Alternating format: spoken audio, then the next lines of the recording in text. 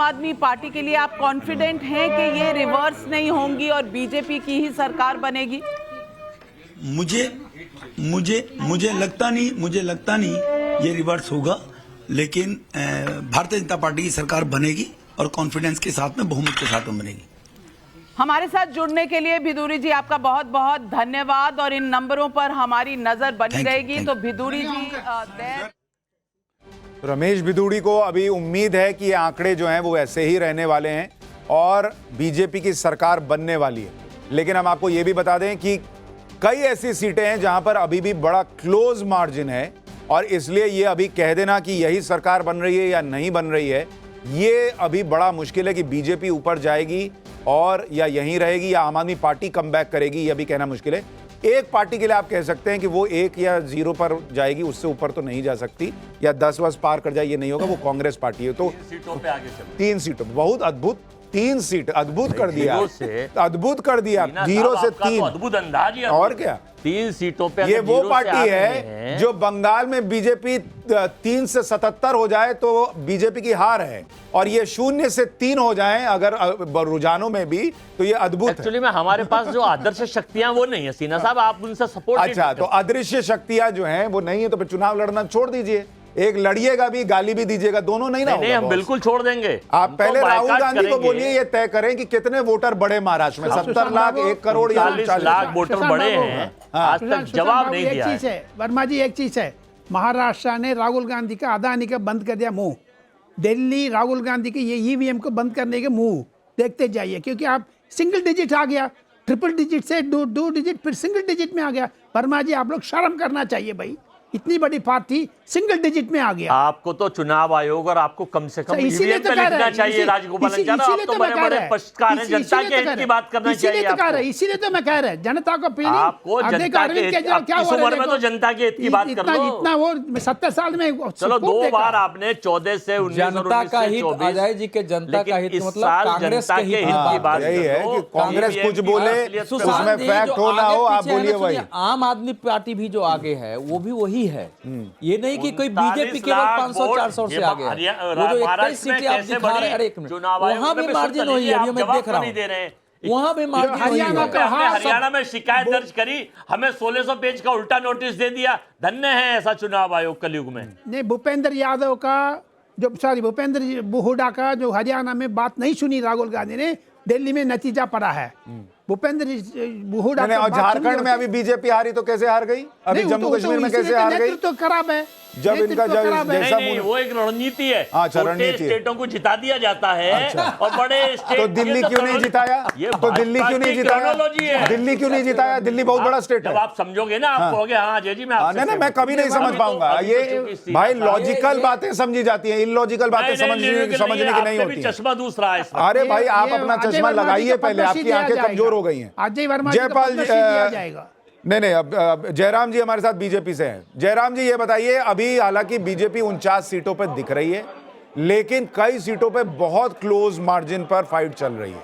ऐसे में आप लोगों के पास, आप देखिए मुस्लिम इलाकों में भी बीजेपी को बढ़त की खबर आ रही है। सीलमपुर से बीजेपी के अनिल कुमार शर्मा आगे चल रहे हैं, ओखला से बीजेपी के मनीष चौधरी आगे चल रहे हैं, मुस्तफाबाद से बीजेपी के मोहन सिंह बिष्ट आगे चल रहे हैं, और मुस्लिम बहुल जो सीटें हैं वहां पर बीजेपी 5 से 6 सीटों पर आगे चल रही है।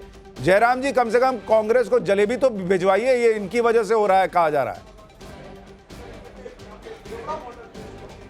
सुशांत जी, मैंने अभी थोड़ी देर पहले ही वीडियो ट्वीट किया है, खुद जिलेबी बनाते हुए। मैं मुबारक देता हूँ 0 से 1 पर आए हैं, लेकिन साथ ही मैं स्वयं मुस्तफाबाद सीट पर काम कर रहा था, तो मुझे मालूम है कि वहां पर किस प्रकार से एक बड़ी लड़ाई भारतीय जनता पार्टी ने लड़ी है, और जिस प्रकार से हमारे ग्राउंड वर्कर ने बूथ मैनेजमेंट का काम किया है, जिस प्रकार से आदरणीय अमित शाह जी, मोदी जी के नेतृत्व में मैनेजमेंट का काम हुआ, और एक दिल्ली की जनता को आपदा से बाहर निकालने के लिए जो कुछ आवश्यकता थी वो हमने किया है, तो परिणाम आपको दिखाई पड़ेगा और सीटें इससे भी ऊपर जाएंगी।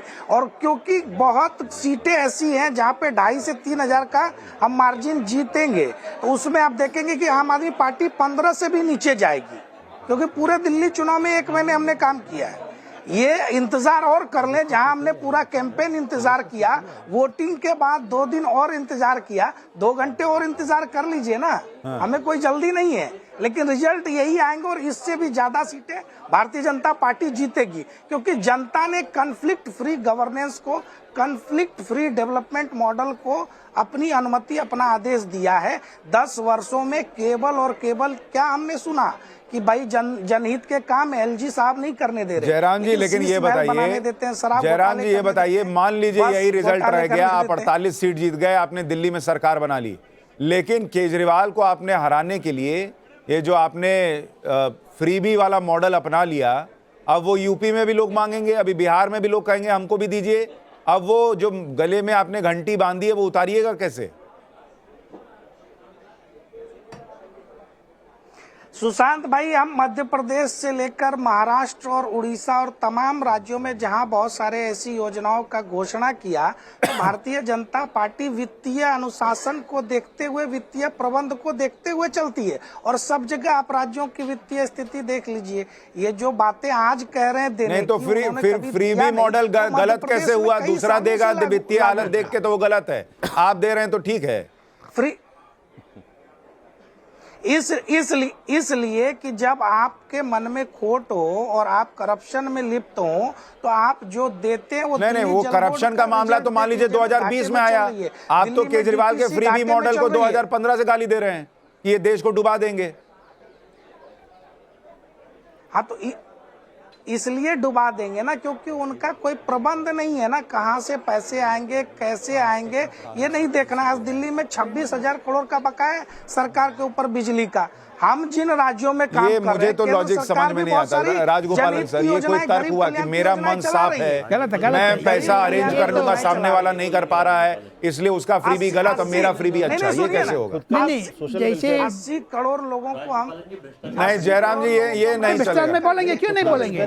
भ्रष्टाचार में muffler man to millionaire, simple man to Sheesh Mahal man, इसीलिए तो हर गया है। नहीं, लेकिन अब बीजेपी हर राज्य में फ्रीबी कैसे देगी, मुझे बताइए। अब बीजेपी का फ्रीबी अच्छा कैसे? एक चीज है, बदलते हुए स्थिति में अच्छा सवाल, महाराष्ट्र में पहले दे दिया है बीजेपी ने, अभी देखो मार्च अप्रैल तक दिल्ली में भी आ जाएगी, सत्ता में दे देंगे, बिल देंगे। नहीं, पर क्यों देगी मुझे ये बताइए ना। मैं इनकम टैक्स इसलिए थोड़ी भर रहा हूँ कि आप लोग जो है वो चुनाव जीतने के लिए फ्रीबी बांटिए। ये सोशल वेलफेयर स्कीम में जो आम आदमी पार्टी ने किया है वो गलत किया है। नहीं, तो बीजेपी कैसे ठीक कर रही है? पहले तो कर रहे, पहले तो सारा 80,000 लोगों को। राजगोपालन सर, मुझे ये बताइए, बीजेपी ने कहा हम दिल्ली में 2500 रुपया देंगे महिलाओं को, आपने भी कैटेगरी नहीं बांटी कि जिसको जरूरत है उसको देंगे या जिसको नहीं जरूरत है उसको नहीं देंगे, तो आप भी तो वही फ्रीबी कर रहे हैं। 5 किलो अनाज की बात हुई थी या नौकरी की बात हुई थी? 80 करोड़ लोग क्या कोरोना टाइम से फ्री अनाज दे रहे, 80 करोड़। ये सोशल वेलफेयर स्कीम की एक और बड़ी खबर, अरविंद केजरीवाल नई दिल्ली सीट पर आगे हो गए।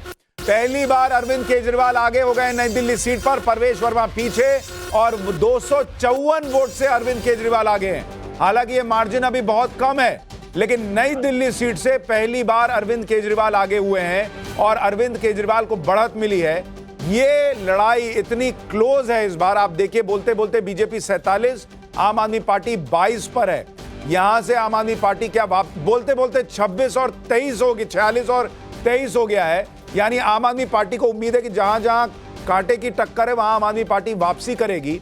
और केजरीवाल का आगे आना क्या दिखा रहा है अवधेश जी? क्या ये मामला पलट सकता है? नहीं, देखिए, इसको दूसरे रूप में देखिए। केजरीवाल जी आम आदमी पार्टी के शीर्ष नेता है, सर्वाधिक लोकप्रिय हैं, उन पर पार्टी निर्भर है, देश में परफॉर्मेंस उन पर निर्भर है, एक विशेष विचार को लेके आए हैं। अगर उनको अपने सीट पर संघर्ष करना पड़ रहा है तो मायने इसके हैं। लेकिन अवधेश भाई, मैं सीट पर संघर्ष केजरीवाल जी का बहुत मायने। देखिए, लोकतंत्र में जैसे मैच में आप 1 विकेट से जीत रहे हैं या 5 रन से जीत रहे हैं, जीत होती है। तो अरविंद केजरीवाल 10 साल के एंटी इनकम्बेंसी के बाद जो है वो 254 से जीते या 5000 से जीते। आप भी जानते हैं कि इतना ब्लैक एंड व्हाइट एनालिसिस नहीं होता है। अच्छा, कुछ सीटें और बताऊं। किराड़ी की सीट बीजेपी के बजरंग शुक्ला 290 वोट से आगे चल रहे हैं, सही है, ठीक है।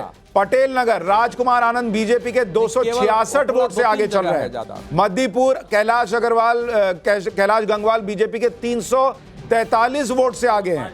पालम में कुलदीप सोलंकी बीजेपी के 524 वोट से आगे हैं।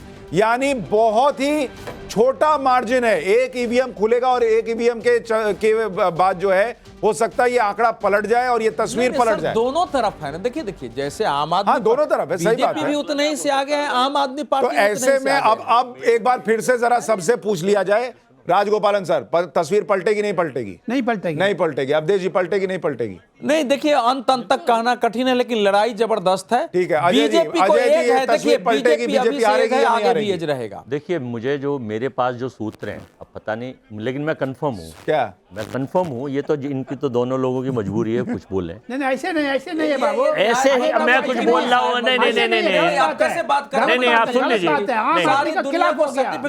नहीं हम, अरे भाई मैं, आप कुछ भी बोलेंगे। आप अभी 1 लाख वोट बता रहे थे, मैं सही कर रहा था, तो आप बोलेंगे तो सही है, गलत बात मत करें।